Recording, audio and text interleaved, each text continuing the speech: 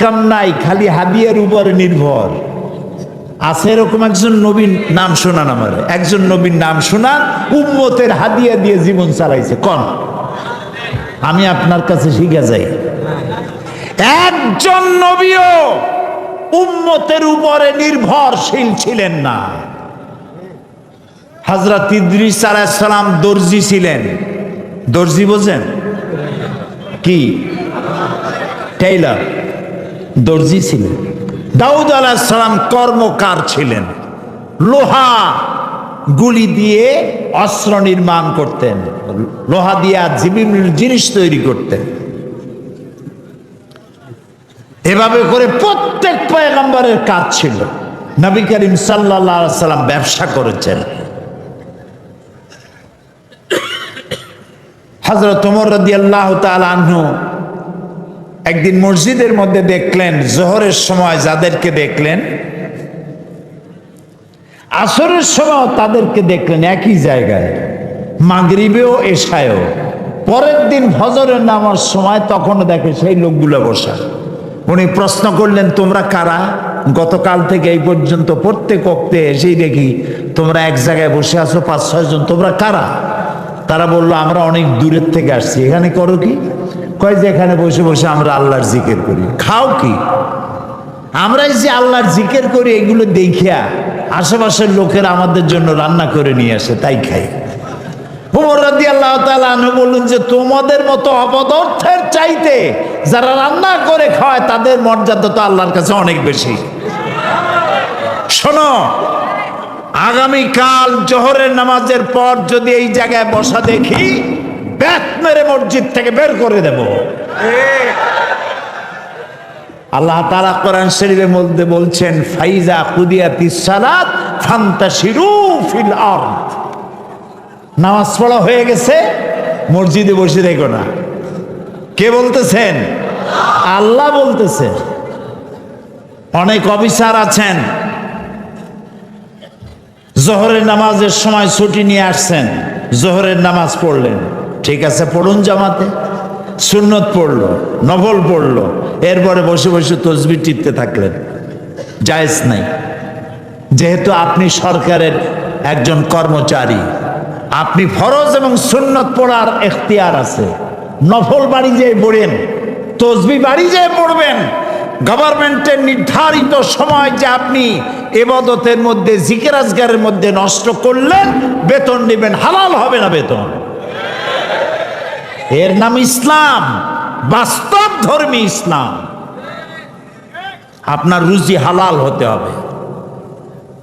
সুতরাং আপনি চাষ করতে যাবেন, আপনি যতক্ষণ ময়দানে চাষ করতে থাকবেন। মাহফিলে দাওয়াত দিলেন মদিনা শরীফের কিছু ওলামারা। সেখানে ইফতার করার পর মদিনা শরীফের ওলামারা আমাকে প্রশ্ন করলেন, গত 1999 সনের 17ই আগস্ট তুরস্কে যে ভূমিকম্প হয়েছিল এর কারণ আপনি জানেন কিনা? আমি বললাম যে ভূমিকম্প হয়েছে পর্যন্ত জানি, এর আবার কারণ কি? কারণ তো আমি জানি না। তারা আমাকে কাগজপত্র দিলেন, কম্পিউটার টিপে, বাটন টিপে, ইন্টারনেট থেকে পেপারস বের করে আমাকে দেখালেন।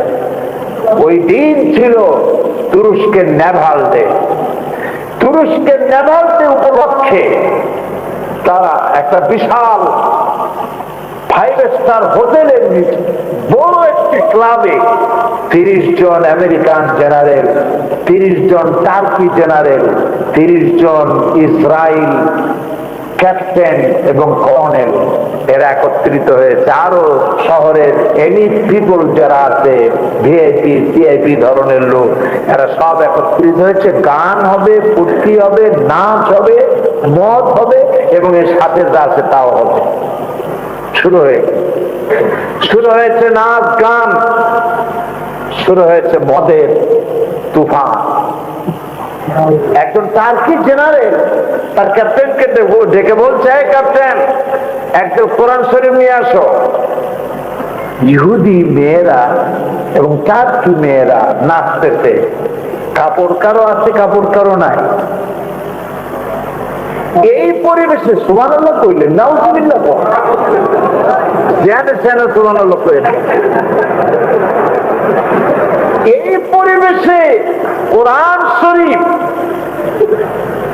ক্যাপ্টেন ভয় পেয়ে গেছে, কিন্তু উপায় নাই, জেনারেল অর্ডার দিচ্ছে, দৌড়াই গিয়ে কোরআন শরীফ নিয়ে আসছে।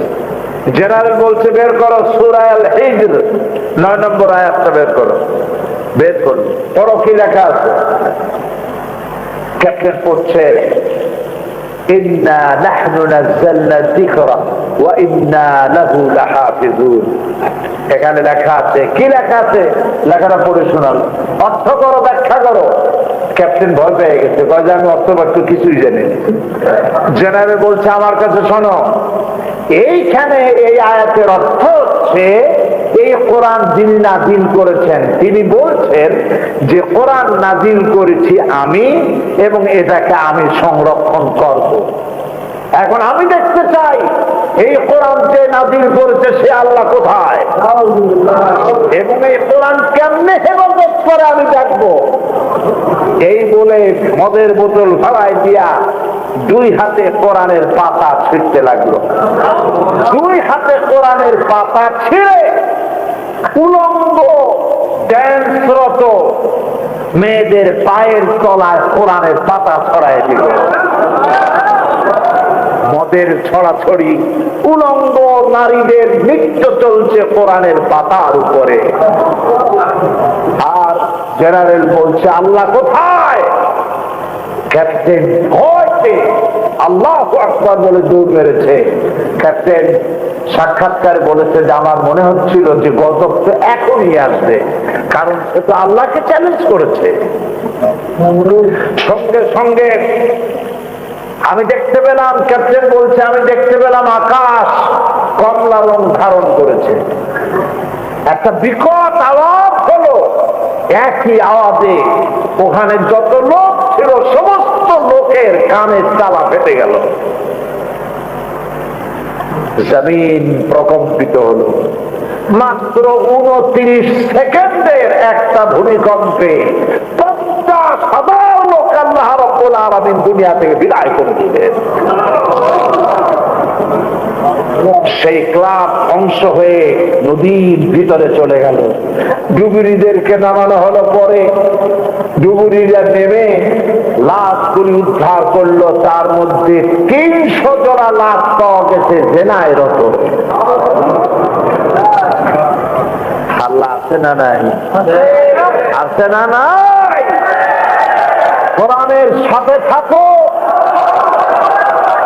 কোরআনের সাথে যারা থাকবে, কোরআনের সাথে যারা থাকবে, যদি হিরো হও আল্লাহ হিরো বানাবেন।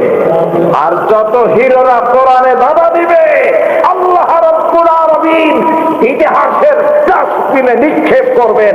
মানুষেরা ঘৃণায় শুধু নিক্ষেপ করবে। কোরআন, কোরআনের সঙ্গে থাকো। কোরআন আল্লাহ রাব্বুল আলামিন এই পৃথিবীতে নাযিল করে রাসূল করিম সাল্লাল্লাহু আলাইহি ওয়াসাল্লামের মাধ্যমে এই কোরআন পৃথিবীর বুকে প্রতিষ্ঠিত করেছেন। আর এই কোরআন প্রতিষ্ঠিত করতে গিয়ে নবীজির রক্ত ঝরেছে, রক্ত ঝরেছে সাহাবায়ে কেরাম। আমরা যত সহজে ইসলাম পাইছি, ইসলাম এত সহজে আসে নাই। দি মেসেজ একটা বই আছে না, একটা ছবি, নাম কি? আরবিতে আরবি সাল। দি মেসেজ বইটা আমি সর্বপ্রথম আমার বন্ধু মৌলানা সৈয়দ কামাল উদ্দিন জাফরি এবং আমরা দুজনে গুলশানের এক বাড়িতে, আমাদের এক ভক্ত বললো যে একটা ছবি আপনাদের দেখাবো। আমরা বললাম যে আমরা তো এই সমস্ত ছবি টবি দেখেছি, না এটা ভিন্ন চরিত্রের, দেখেন আগে। তারপরে চিন্তা করলাম কি এই লোকটা এইভাবে দাওয়াত দিতেছে, সেও নামাজি মুসলমান, কি ছবি দেখি। তারপরে দেখা শুরু করলাম হযরত বেলালকে, বেলালের ভূমিকায় যে অভিনয় করেছে তাকে যখন মার শুরু হলো, আমার কাছে মনে হলো আমরা দুইজন যেন 1400 বছর আগের বেলালের কাছে দাঁড়ায় আছি। এমন কান্দলাম এই ছবিটা দেখে, কিভাবে মুসলমানদেরকে মারা হয়েছে, এত ছবিটা দেখার মতো। আমি বলেছি এই ছবি যদি বাংলাদেশের সিনেমাগুলিতে দেখানো হতো তাহলে আমার দেশের যুবক ছেলেরা বুঝতো ইসলাম এত সহজে আসে নাই। অনেক রক্তের সাগর পাড়ি দিয়ে ইসলাম এসেছে দুনিয়ায় শান্তি প্রতিষ্ঠার জন্য। বাধা তো চিরকাল ছিল, আজও আছে, কিয়ামত পর্যন্ত থাকবে। তবে এই বাধা কোন হিসাবে গোনার জিনিস নয়। আল্লাহ পাক বলেছেন, ইন্না কায়দা শয়তানে কানা দাঈফা। শয়তানের চক্রান্ত যতই বড় মনে হোক, আসলে কিছুই না, একদম দুর্বল। কারণ মুসলমানদের সাথে কে আছে? জোরে বলেন, আল্লাহ আছে মুসলমানদের সাথে। সুবহানাল্লাহ। সুতরাং এদের এই সমস্ত কারবার দিয়ে কিছুই হবে না। আমার বন্ধুগণ, আল্লাহর নবী মুহাম্মদ রাসূলুল্লাহ সাল্লাল্লাহু আলাইহি ওয়াসাল্লাম দ্বীন প্রতিষ্ঠা করেছিলেন কেন? মানুষের স্বভাব চরিত্রকে ভালো করার জন্য। আমরা ওয়াজ নসিহত করি কেন? মানুষের স্বভাব চরিত্র ভালো বানাবার জন্য। আর কোন অন্য কোন উদ্দেশ্য আছে বলে? আর কোন উদ্দেশ্য আছে? মানুষের স্বভাব চরিত্র ভালো হোক, আমাদের চরিত্র ভালো হোক, আমাদের স্বভাব ভালো হোক, পৃথিবীতে আবার আমরা রাজত্ব ফিরে পাবো। সারা দুনিয়া আবার মুসলমানদের পায়ে চুমো খাবে। যদি আপনারা আপনাদের ছেলে মেয়েগুলিকে মুসলমান না বানাইতে পারেন, বলবেন ওগুলো কি কাফের নাকি? না, আমি কাফের বলবো না, আমি বলবো না, তবে ইসলামের উপরে নাই। তাদেরকে যদি সত্যিকারের মুসলমান বানাতে পারে, তাহলে আপনার এই বিল্ডিং গুলি থাকবে। নইলে পরে স্পেনের অবস্থা দেখছেন, দেখেন নাই? স্পেনে কি আছে? স্পেনের সেই মসজিদ, বিশাল মসজিদ, 6 একর জমিনের উপরে মসজিদ মুসলমানরা বানাইছে। সুবহানাল্লাহ কবেন না? তাও কয় একর? 6 একর জমিনের উপরে মুসলমানেরা মসজিদ বানাইছে। সেই মসজিদের ভিতরে এখন 14টা গির্জা। মুসলমানদের মসজিদ গুলি শরাবখানায় পরিণত হয়েছে। মুসলমানদের মসজিদ। আল্লামা ইকবাল এই স্পেনের অলিতে গলিতে হেঁটেছেন আর চোখের পানি ফেলে পড়েছেন, আয়ে গুলিস্তানে উন্দলুস वो दिन है याद तुझको था तेरी डालियों में जब आशिया हमारा। নিশ্চয়ই সেদিনের কথা তোমার মনে থাকা স্বাভাবিক, যেদিন তোমার অলিতে গলিতে রাস্তায় রাস্তায় মুসলমানদের পদচারণা হতো। কর্ডোবায় গ্রানাডায় মুসলমানেরা যখন রিসার্চ করত, গবেষণা করত, তামাম দুনিয়ায় মুসলমানেরা শান্তি প্রতিষ্ঠা করেছিল। আর আজ সেই জায়গায় ইসলামের সাথে না থেকে কপাল পুড়েছে মুসলমানদের। মুসলমানেরা সেই ঐতিহ্য ভুলে গেছে। আল্লামা ইকবাল বলছেন, আর তুঝে বাতাও তকদীরে উমম ক্যা হ্যায়, আর তুঝে বাতাও তকদীরে উমম ক্যা হ্যায়, শমশীরো সেনা আউয়াল কৌসর বাবাখির। এসো আমি তোমাদেরকে জাতির ভাগ্যের উন্নয়নের কথা শোনাই। এই মুসলমান জাতির হাতে যতদিন কোরআন ছিল, শমশির ছিল, ততদিন গোটা পৃথিবী পায়ের উপরে মুসলমানদের চুমা খেয়েছে। আর কোরআন শমশিরের পরিবর্তে যখনই মুসলমানদের হাতে গান বাজনা এলো, সারেগামা পাদানিসা এলো, সারিন্দা এলো, গিটার এলো, তবলা এলো, তখন থেকে মুসলমানদের পতনের যুগ শুরু হয়ে গেল। আরে মুসলমান, সারা দুনিয়া শুধু মানুষ নয়, পশু তোমার কথা শুনতো। সুবহানাল্লাহ বলবেন না? হযরতে সাদ বিন আবি ওয়াক্কাস রাদিয়াল্লাহু তাআলা আনহু 60,000 অশ্বরোহী সৈন্য নিয়ে টাইগ্রিস নদীর পার পর্যন্ত ইসলামকে চালু করে দরিয়ার পারে এসে দাঁড়িয়েছেন। তিনি জিজ্ঞেস করলেন, সাহাবীরা, ইসলাম কি এখানে থাকবে না নদীর উপরেও নিয়ে যাবা? সাহাবায়ে কেরাম বললেন, সেনাপতি, আপনি যা অর্ডার করবেন তাই আমরা করব। হযরতে সাহাবী বললেন, হযরত আবু ওয়াক্কাস বললেন, ও রাসূলের সাহাবীরা, সবাই আমার সঙ্গে ঝাঁপায় পড়ো নদীতে, আর আমার সাথে পড়ো। নাস্তাঈনু বিল্লাহি ওয়া নাতাওয়াক্কালু আলাইহি, হাসবুনাল্লাহু নি'মাল ওয়াকিল, নি'মাল মাওলা ওয়া নি'মান নাসীর। 60,000 সাহাবী ঘোড়া নিয়ে, উট নিয়ে দরিয়ার ভিতরে ঝাঁপায় পড়লেন। প্রচন্ড খরস্রোত, দারুণ কারেন্ট নদীতে। সেই স্রোতের ভিতর থেকে 60,000 সাহাবী পাড়ি দিয়া নদীর উপরে চলে গেলেন। অন্ধকার রাত্রে একজন সাহাবীও হারায় যান নাই। একটা উটও ডুবে গেল না, একটা ঘোড়াও ডুবে গেল না। তাদের একটা পান পাত্র যা দিয়ে পানি খায়, একটা গ্লাসও তাদের হারায়া গেল না। বিশ্বকবি এই ঘটনায় ভাবে বলেছেন, দस्तो दस्तखत दरिया भी न छोड़े हमने, दस्तो दस्तखत दरिया भी न छोड़े हमने, बहर जुल्मत पे दौड़ा दिए घोड़े हमने।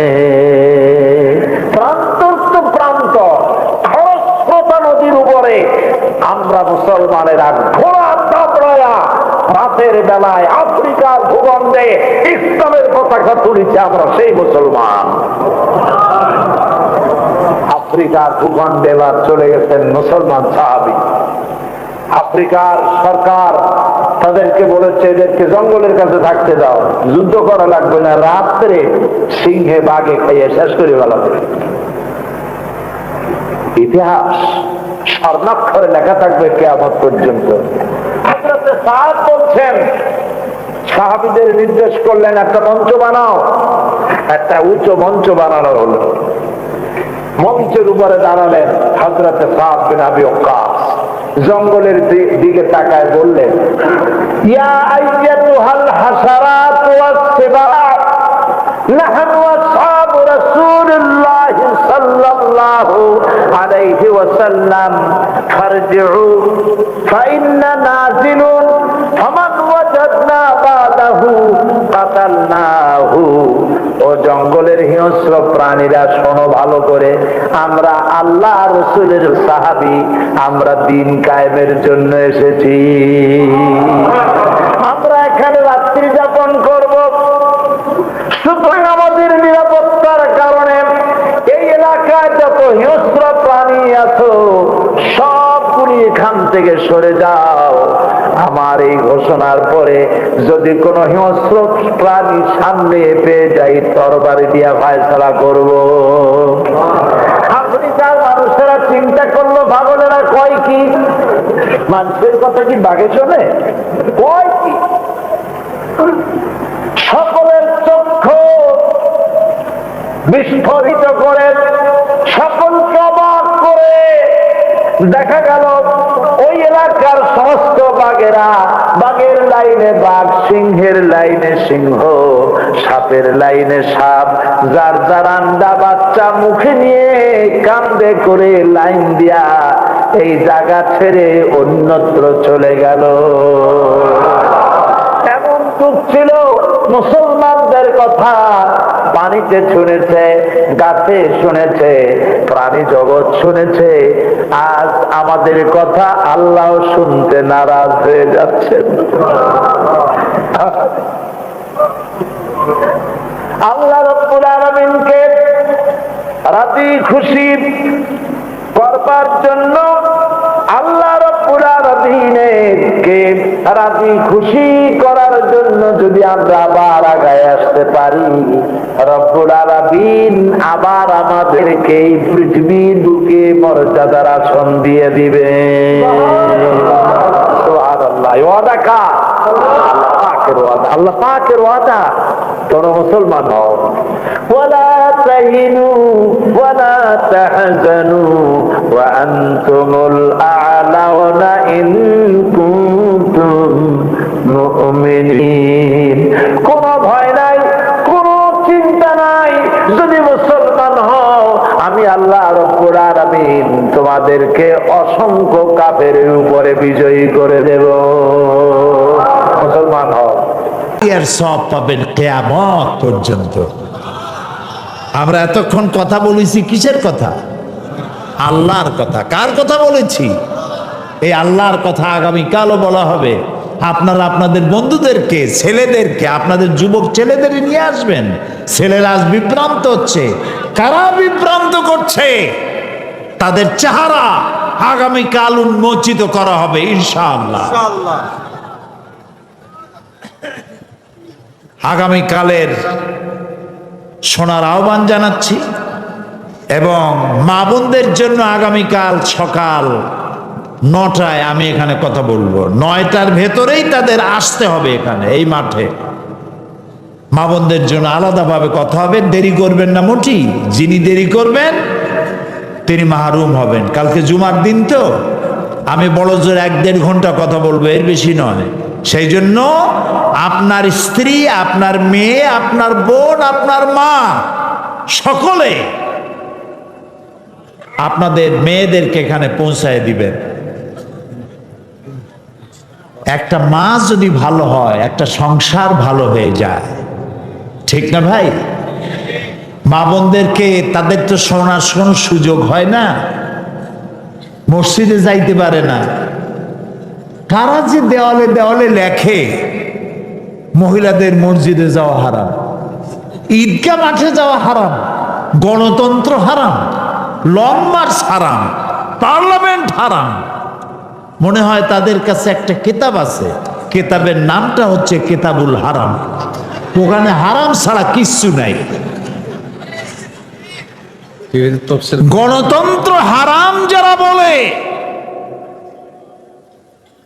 এই জাহেলদেরকে জিজ্ঞেস করতে চাই, ক্ষমতা পরিবর্তনের জন্য গণতন্ত্র না থাকলে পদ্ধতি কি? কেমনে ক্ষমতায় যাবে মানুষ? সরকারের পরিবর্তন কিভাবে হবে? সুতরাং আজকের যারা বোমাবাজ, যারা দেওয়ালে দেওয়ালে, রাস্তায় রাস্তায় যারা লেখে গণতন্ত্র হারাম, এই বোমাবাজ ওই। শহরে যেখানে যেখানে লেখা আছে গণতন্ত্র হারাম, পুলিশের দায়িত্ব এগুলি রং দিয়ে মুছে ফেলো। এই ধরনের লেখা যারা লেখে গ্রেফতার করো।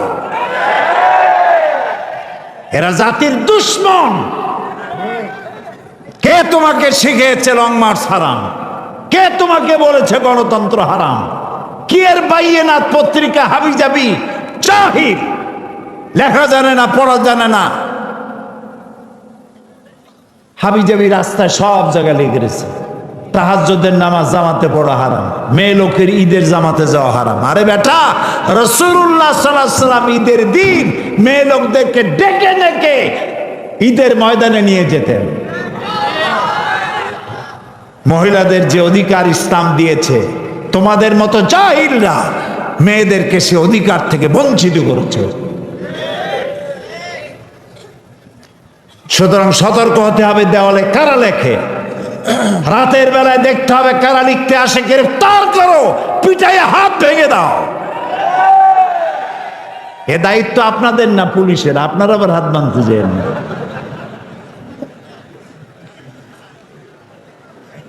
আমি আগামীকাল বলবো ইনশাআল্লাহ।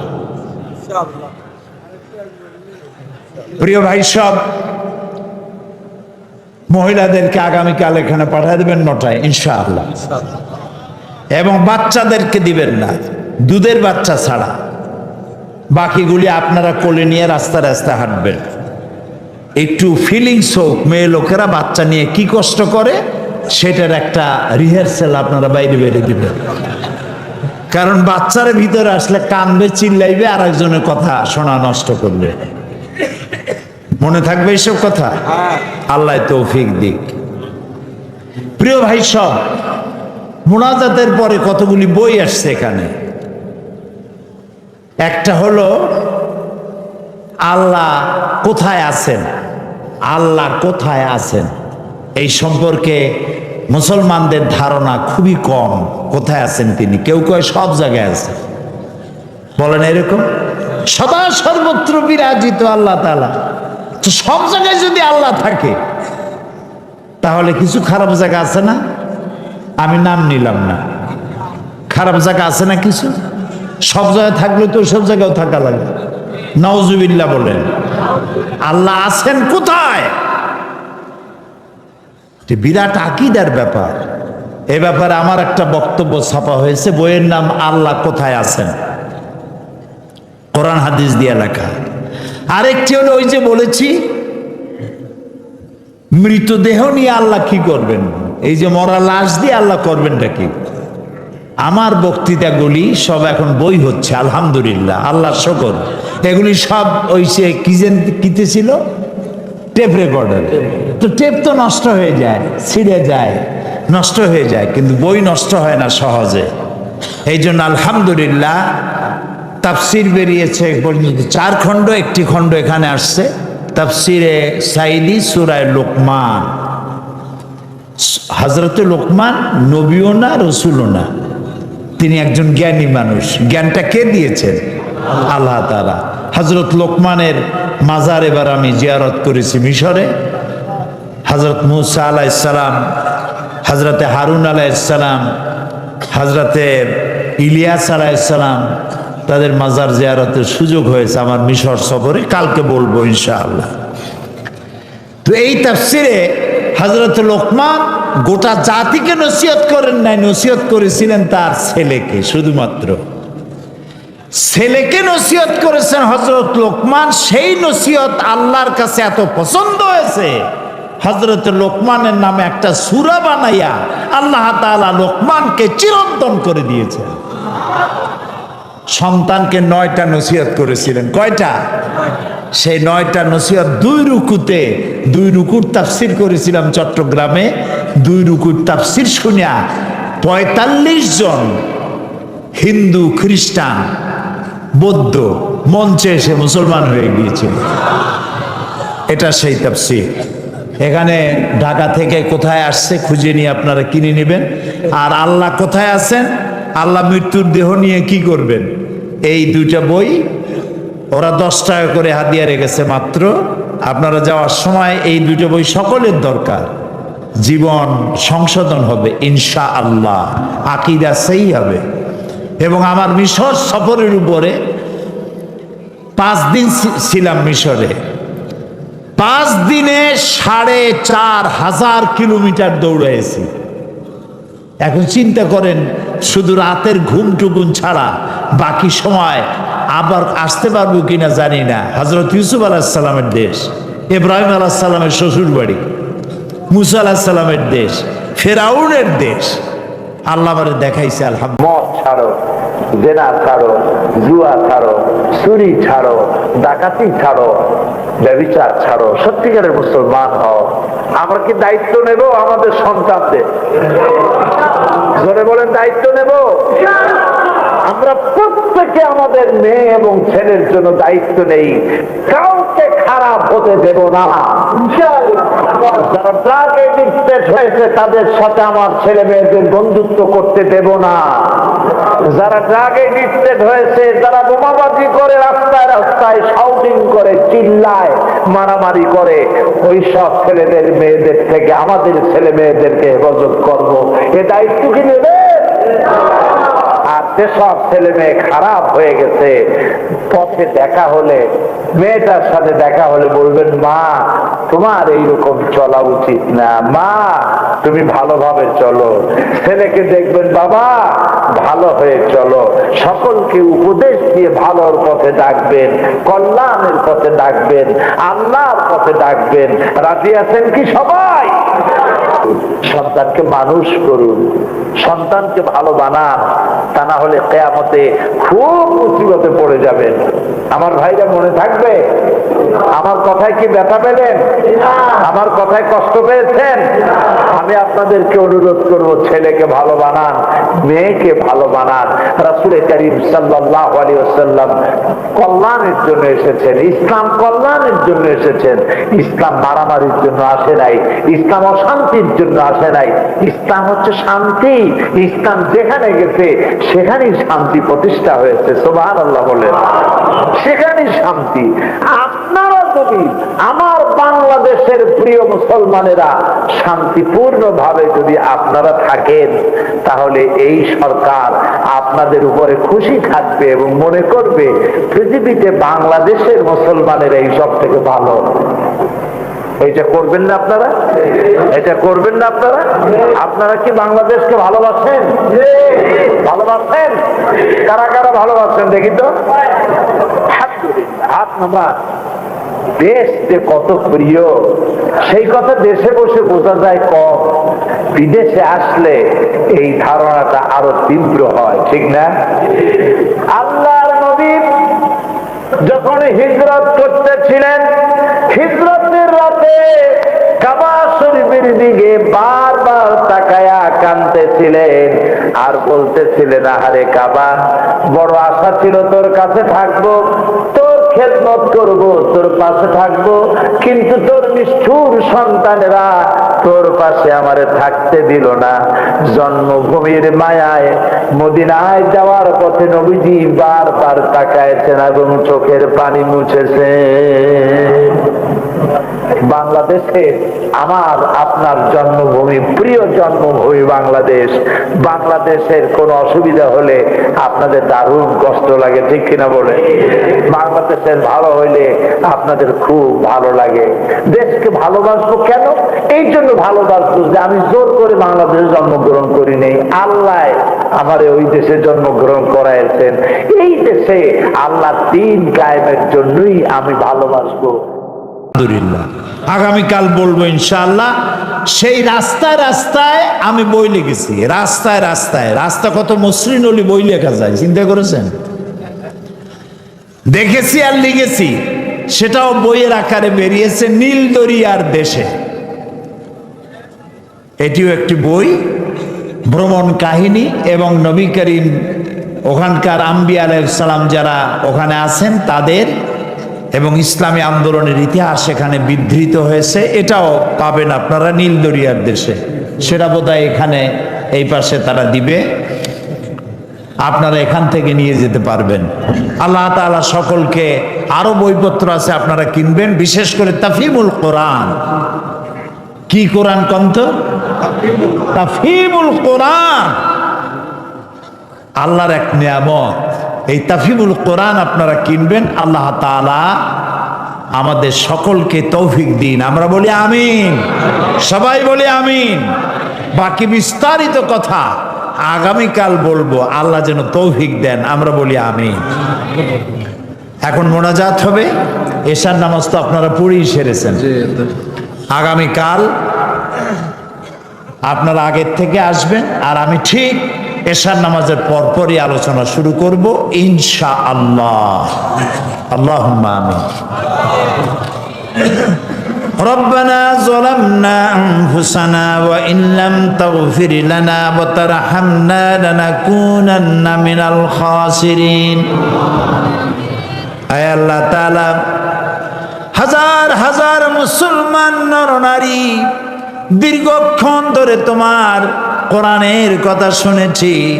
আয় আল্লাহ তাআলা, দয়া করে আমাদের জিন্দেগীর সকল গুনাহ খাতাকে মাফ করে দাও রব্বুল আলামিন। আমাদের মধ্য থেকে যাদের মা বাপ দুনিয়া থেকে বিদায় হয়ে গেছে, আয় আল্লাহ তাআলা আমাদের মা বাপের কবরগুলি কি জান্নাতের টুকরায় পরিণত করে দাও। রব্বির হামহুমা কামা রব্বায়ানি সগীরা। সবাই পড়েন রব্বির হামহুমা কামা রব্বায়ানি সগীরা। আয় আল্লাহ তাআলা তাম পৃথিবীতে মুসলমানের আজ বড়ই বিপদে আছে। আল্লাহ বিপদগ্রস্ত মুসলমানদের তুমি সাহায্যকারী হয়ে যাও। আল্লাহ তাআলা এই বিশাল মাহফিলের আয়োজন যারা করেছে তাদের উপর তোমার রহমত নাজিল করো। আল্লাহ তাআলা যারা শুনতে এসেছেন মা বোনেরা ভাইয়েরা, আল্লাহ সকলকে আমাকে সহ সকলকে হেদায়েত নসিব করে দাও। আল্লাহ কোরআনের যেসব কথা আমি বলি, আল্লাহ তাআলা আমাকে নিজেকে সর্বপ্রথম সব কথাগুলি আমল করার তৌফিক দিও। যারা শোনেন তাদেরকে আমল করার তৌফিক দিও। আল্লাহ তাআলা আমাদের দেশটাকে যারা বদনাম করতে চায়, অস্থিতিশীল করতে চায়, বাংলাদেশকে সারা পৃথিবীতে অমর্যাদা করতে চায়, আল্লাহ তাআলা এই সন্ত্রাসীদেরকে তুমি হেদায়েত করো। আল্লাহ এই সন্ত্রাসীদেরকে হেদায়েত করো। এই সন্ত্রাসীদেরকে যারা মদত করে, যারা পরামর্শ দেয়, বুদ্ধি দেয় বোমা মারার জন্য, আল্লাহ তাআলা সকলকে হেদায়েত করো। হেদায়েত যদি ওদের কপালে না থাকে তাহলে এই সব নরপশুদের হাত থেকে বাংলার 56,000 বর্গমাইল এলাকা আল্লাহ তুমি মুক্ত করো, হেফাজত করো। আল্লাহ তাআলা আগামীকালে মাহফিলের সমাপ্তি ঘটবে। আগামীকালের মাহফিলও তোমার আপন কুদরতে পরিচালিত করে দিও। সমস্ত মুসলমান নারী ও পুরুষদেরকে সহি সালামতে এনে আবার সহি সালামতে সকলকে বাড়ি পৌঁছায় দিও। তাদের বাড়ি ঘর আল্লাহ তুমি আপন কুদরতে হেফাজত করো।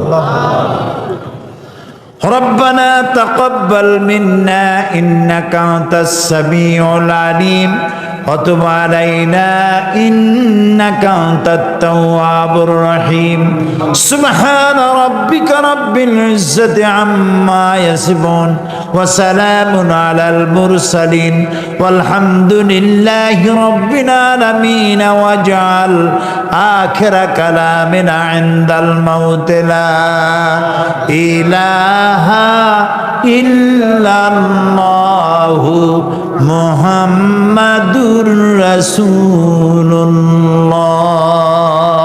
আসসালামু আলাইকুম ওয়া রাহমাতুল্লাহ।